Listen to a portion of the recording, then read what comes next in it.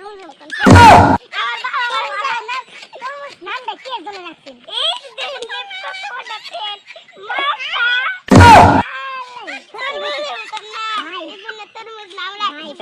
মাথা কথা নেই কিন্তু বেলায় ঠিক কইছি আমি দেখি মাথাটা লাল আছে না লাল করতে শুরু করলাম না আর দিদি দেখছি না আর বাবার নাম জানতে আপনি অনেক অবাক হবেন কোন কোন কোন আমার বাবার নাম হইতেছে বেগম নাম্বার মোহাম্মদ বেগম বেগম নাম্বার মোহাম্মদ বেগম বেগম তো বল বেগম বেগম ছেলে ছিল বেগম কি জানি মেয়ে বানিয়েছেন বেগম আট কই